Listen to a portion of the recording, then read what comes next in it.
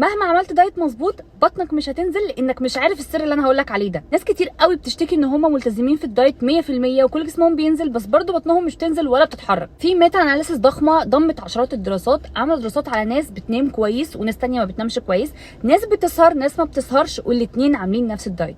المفاجاه ان الناس اللي كانوش بيناموا كويس او الناس اللي كانت بتسهر جسمهم عنده ميل ان هو يخزن دهون في البطن ويحتفظ بيها، ويبقى عنده صعوبه في ان هو يحرق الدهون حوالين البطن. كمان ميتا اناليسيس قاسوا فيها كميه الكورتيزول اللي هو هرمون التوتر في الشعر بتاع الناس اللي شاركوا في الدراسه، لقوا اللي عندهم نسب كورتيزول اعلى نسبه تخزين الدهون عندهم في اجسامهم في منطقه البطن اعلى من الناس التانيه. دراسات كتير كمان غير دي اتكلمت عن الموضوع ده، ان الموضوع مش بس دايت وتمرين وحسبه ورقه وقلم، ان النوم عندنا لو بايظ مش هيحصل لك استشفاء لو انت بتتمرن، وفي مناطق هيبقى صعب فيها نزول الدهون. اعمل دايت واتمرن، ولكن برده ما تنساش ان النوم لازم يكون مظبوط، على الاقل تبقى بتنام 8 ساعات، تبقى بتنامهم بالليل، ما تبقاش بتسهر عشان الساعه البيولوجيه بتاعتنا. كمان تحاول تقلل مستويات التوتر، انا عارفه ان هي بتبقاش بايدنا خصوصا لو احنا في شغلانه بتوترنا او عندنا امتحانات، بس اهو بنحاول. ومن لو اشتركتوا معانا في الاونلاين تريننج في سما فيت هنساعدكم تظبطوا العوامل دي كلها، ونحاول ان احنا نظبط معاكم الدنيا، ما تبقاش بس دايت تمرين، يبقى في كمان دعم يخليكم تقدروا تواجهوا التوتر اللي في حياتكم وتظبطوا السكيدول بتاع نومكم.